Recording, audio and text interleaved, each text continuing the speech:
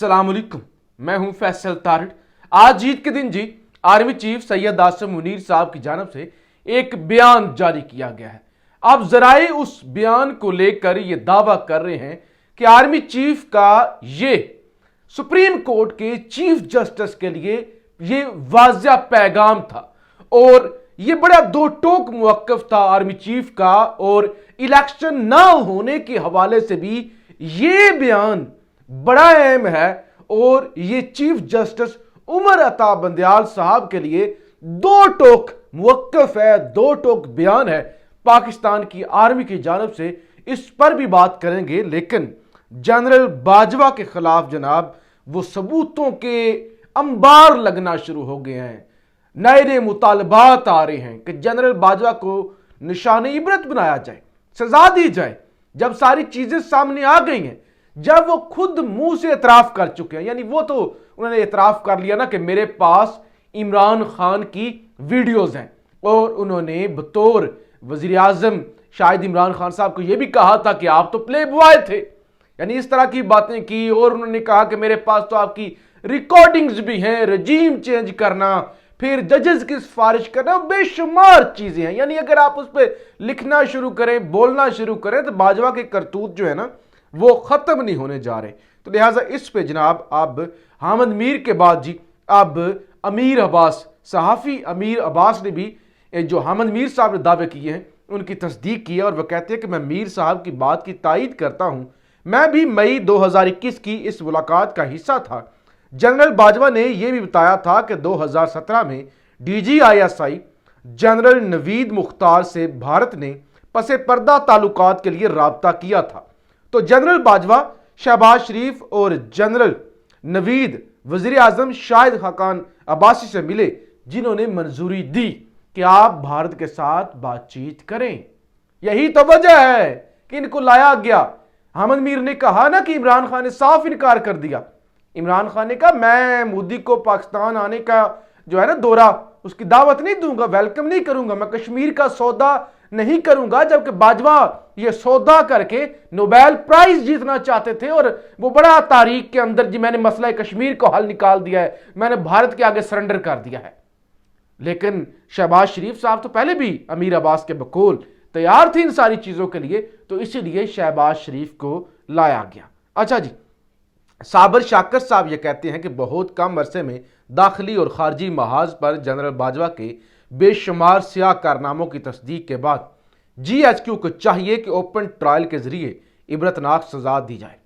इबरतनाक open trial करे जी, सारे करतूत सामने आए और इबरतनाक सजा दी जाए, ताकि आइंदा किसी को ऐसी जुर्रत ना हो। खुद एहतसाबी से फौज का इमेज बेहतर होगा कि एहतसाब करें ना, दूसरों का एहतसाब तो कहते हैं जी फलां चोर है, फलां डाकू है, फलां प्ले बॉय है, फलां ये है। अपना भी तो एहतसाब करें कि खुद क्या है। और आज जितनी अफसोसनाक खबर आई है ना, जितनी अफसोस, बल्कि उससे पहले मैं इमरान रियाज साहब के कुछ दावे, वो कहते हैं जुलाई 2020 में एक सीनियर सहाफ़ी ने मुझसे राब्ता करके कहा कि जनरल बाजवा ने अकेले मुलाकात में मुझे इसराइल से ताल्लुकात के मामले पर ज़ेन साजी के लिए डिबेट शुरू करने का कहा। कहते हैं मुझे सहाफ़ी ने 2020 में कहा कि जनरल बाजवा ने मुझे कहा कि इसराइल के तस्लीम के लिए ज़रा माहौल बनाओ, ज़रा डिबेट शुरू करो। मैंने इन्हें साफ मना किया कि यह गलत होगा और आपको ऐसा बिल्कुल नहीं करना चाहिए। इमरान रियाज मजीद लिखते हैं, बाजवा साहब की ख्वाहिश में आप खुद को मुसीबत में न डालें। जबकि इन्हीं दिनों में दो दीगर सहाफ़ियों ने इसराइल से ताल्लुकात को लेकर गर्म जोशी दिखाई और लोगों का रद्द अमल भी आया। इसी दौरान बार बार इमरान खान से इस बारे में सवाल भी किया गया, जिस पर उन्होंने दो टोक इनकार कर दिया। तो इमरान रियाज भी कहते हैं, और इस हवाले से बारहा मैं पहले भी अपनी वीडियोज़ के अंदर बात कर चुका हूँ, खान साहब से जब हमारी मुलाकात हुई तो पूछा था इसराइल के हवाले से, उन्होंने कहा मुझे बाजवा कहता था कि कर ले तस्लीम, बाकी ममालिक भी तो कर रहे हैं ना, हमें भी कर लेना चाहिए। उन्होंने कहा बाजवा मुझे कहता था। अच्छा जी, और इमरान रियाज ने हामिद मीर के दावे की भी तायीद की है, जो उन्होंने कहा था हमारे टैंक जो हैं उनको जंग लगे हुए हैं, हम जंग लड़ने के काबिल नहीं है, हमारे पास तो डीजल नहीं है कि हम अपनी फौजी गाड़ियों के अंदर भरवा सकें, हम कमजोर हैं, भारत मजबूत है, लिहाजा हम जो है उनसे जीत नहीं सकते। तो ये इमरान रियाज तस्दीक। आज एक और अफसोसनाक वाकया पेश आया। गिलगित बल्तिस्तान का इलाका है, ये गंगचे, शायद गंगचे इलाका है, यहां पे जनाब हुआ क्या है, एक मेजर साहब थे, उनके पास एक जीप थी, और मेजर साहब जाहिर है फिर मेजर साहब का तो अपना लेवल है ना जी। बाकी ये जो कीड़े मकोड़े हैं, ये जो कीड़े मकोड़े ब्लडी सिविलियंस हैं, मर जाए तो क्या है। 6 बच्चे खेल रहे थे, जनाब गाड़ी मुबैना तौर पे बड़ी दुड़ा के लाए, भगा के लाए। दावा यह किया जा रहा है कि 6 बच्चों में से 6 बच्चों को कुचला, 6 बच्चों को कुचला। बच्चे को छोटे छोटे तो नहीं होते, कीड़े मकोड़े तो नहीं होते कि गाड़ी को पता ही नहीं लगा। 6 बच्चों को कुचल दिया मौके पर ही। मुबैना तौर पे 3 बच्चे शहीद हो गए, जान बहक हो गए, 3 बच्चे जख्मी हो गए। इलाका मकीन निकल आए और उन्होंने एहतजाज करना शुरू कर दिया। मेजर साहब को पकड़ लिया। अब उनके पेटी भाई आ गए, और वीडियो ये सोशल मीडिया पे आ रही है। उनके पेटी भाई बाकी फौजी आ गए, कहा कैमरे बंद करो, कैमरे बंद करो, और वो अपने बंदे को ले गए। अब 6 बंदों को कुचला गया, बच्चों को कुचला गया, 3 बच्चे शहीद हो गए, 3 बच्चे जख्मी हो गए, लेकिन ले गए। बजाय के पुलिस के हवाले किया जाता, बजाय के पूछा जाता ये कैसी बदमाशी, ड्राइविंग उनका वो फिजिकल टेस्ट किया जाता, क्या पिया हुआ है, क्या खाया हुआ है, अंधे तो नहीं हो गए ईद के दिन, क्या खा लिया है। लेकिन आम लोगों के बच्चे हैं ना, गरीबों के बच्चे हैं, आबादी कम होगी ना, क्या फर्क पड़ेगा। लेकिन इस वक्त एक शोर मचा हुआ है, लोगों के अंदर गुस्सा है कि रियासत में हो क्या रहा है। क्या ये सिर्फ वर्दी वालों का मुल्क है, उनके बच्चे जो है वो बच्चे हैं और बाकियों के बच्चे बच्चे नहीं हैं। और ये कैसा कानून है, कैसे लोग हैं कि कुचल डाले, और बजाय पेटी भाई जो है वो छुड़ाने आ गए कि हमारा बंदा छोड़े। अजीब तमाशा जी इस मुल्क के अंदर लगा हुआ है। फिर जी आज एक और भी दावा सामने आ गया बड़ी जल्दी से, वो भी आपके साथ। ताजरों ने 2023 को कारोबारी लिहाज से 75 सालों का बदतरीन साल करार दे दिया। तो 75 सालों के अंदर इतनी तबाही नहीं हुई जितने इस एक साल में तबाही हुई है। अच्छा जी, पंजाब में नून लीग को टिकट के लिए उम्मीदवार ही नहीं मिले।